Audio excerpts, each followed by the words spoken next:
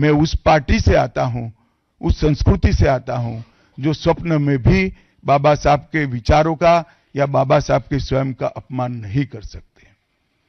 हम जानते हैं कि देश के संविधान को समावेशी बनाने में देश के पिछड़े वर्ग को, दलितों को, आदिवासियों को, गरीबों को और वंचितों को न्याय दिलाने के लिए और देश के लोकतंत्र की नींव को इतनी नीचे तक गहरी पहुंचाने में बाबा साहब का बहुत बड़ा योगदान है।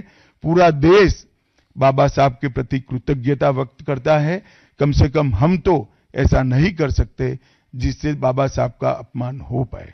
और मैं फिर से एक बार कांग्रेस के ये कुत्सित प्रयासों की घोर निंदा करता हूं और जो संविधान पर दोनों सदनों में चर्चा हुई, कम से कम भारतीय जनता पार्टी की ओर से चर्चा का स्तर मेंटेन करने का पूरा प्रयास किया गया था, विषय पर बोलने का आग्रह किया गया था और तथ्य के साथ बोलने का आग्रह भी हमारे सारे वक्ताओं ने किया था।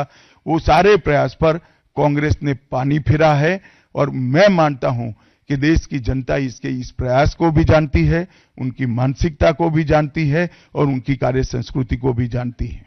संसद में जब चर्चा हो रही थी, ये सिद्ध हो गया कि बाबा साहेब आंबेडकर का कांग्रेस ने किस तरह से पुरजोश विरोध किया था। बाबा साहब के न रहने के बाद भी किस प्रकार से कांग्रेस ने बाबा साहब को हाशिए पर ढकेलने का प्रयास किया। जब संविधान सभा अपना काम कर चुकी, चुनाव हुआ 1951-52 में और 54 में, दोनों बार कांग्रेस ने बाबा साहब को हराने के लिए कोई कसर नहीं छोड़ी। यहां तक कि फ्रेंडली चुनाव होता है, स्पिरिट वाला चुनाव होता है, ऐसा चुनाव भी नहीं था। विशेष प्रयास किया गया और वो उनकी हार को सुनिश्चित किया गया।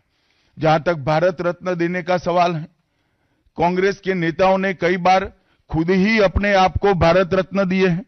55 में नेहरू जी ने खुद को भारत रत्न दे दिया, 71 में इंदिरा जी ने खुद को भारत रत्न दे दिया और 1990 में बाबा साहब को भारत रत्न तब मिला जब कांग्रेस पार्टी सत्ता में नहीं रही और भारतीय जनता पार्टी के समर्थन वाली सरकार थी। 1990 तक कांग्रेस पार्टी बाबा साहब को भारत रत्न न मिले इसका बड़े जतन से प्रयास करती रही, यहां तक कि बाबा साहब की जयंती को भी, 100वीं जयंती को भी मनाने का मना ही कर दिया गया। नेहरू जी की, आंबेडकर जी के प्रति नफरत जग जाहिर है। नेहरू जी की खुद की किताब selected works of Jawaharlal Nehru second series volume 16, इसके भाग 2 की पृष्ठ संख्या 532 पर एक पत्र का उल्लेख है।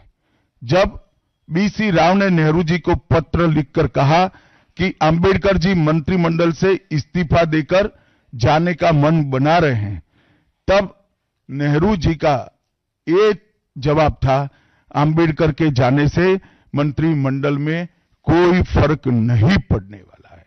आंबेडकर जी के महान योगदान का मूल्यांकन जवाहरलाल जी किस तरह से करते थे, इससे बड़ा कोई उदाहरण नहीं हो सकता।